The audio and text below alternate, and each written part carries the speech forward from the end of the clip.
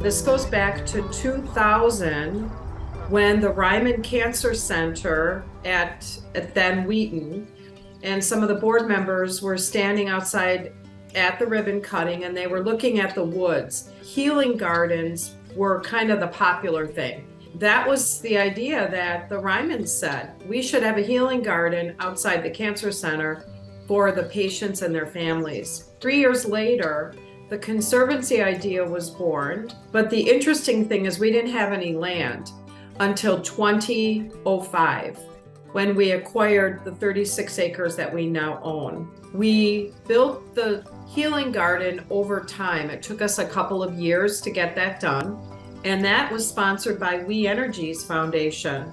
Once the garden was finished, then we moved on to the trails. And that timing was actually right at the start of the pandemic. And when everything was being shut, people still, needed a place to go. So I did put out an emergency grant request to get dollars, just the basic construction, just kind of clearing the pathway for the trails. And then last year is the year that we completed everything the way we had planned. So that's kind of the construction history. The history of the land is fascinating in that it's Ice Age land. And when the glaciers 10-some thousand years ago, carving our land, breaking off and more carving, our 36 acres is a kettle. So it's part of the kettle moraine, but on the eastern edge.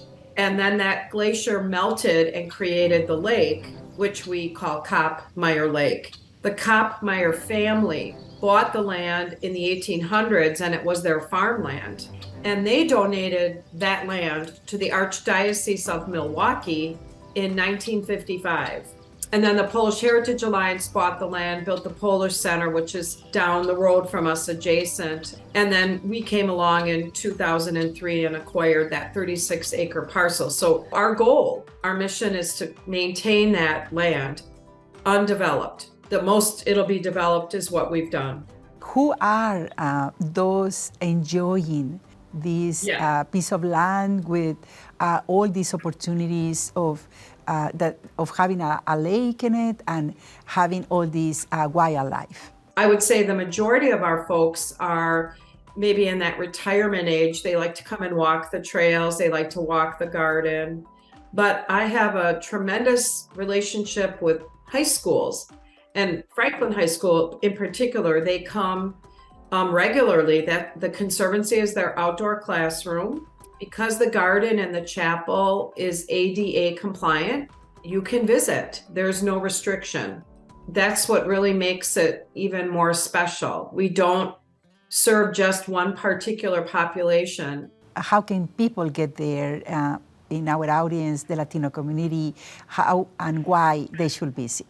All communities, the Latino community is welcome. And I feel good in saying this. Our survey results showed that we are reaching different ethnic populations. Maybe 10 years ago, that might have not been the case, but I think as word spreads, people come for programs, they're learning about it. The best place to get information is on our website, which is theconservancy.org, or I keep our Facebook page, and that's Conservancy for Healing and Heritage on Facebook. So the Conservancy is open every day and there's no charge to visit it. The chapel is open 8 to 5, Monday through Friday. So in other words, the door's unlocked. Otherwise, it's sunrise to sunset. People can visit.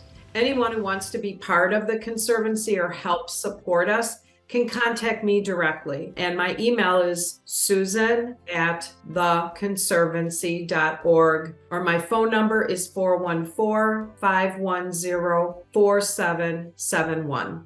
The other thing I want to mention, Patricia, is we just received the Nonprofit of the Year for Franklin 2022. And we've gotten a number of awards over the years. That one's really special. So just confirms that we're making a difference. People are recognizing what we're doing.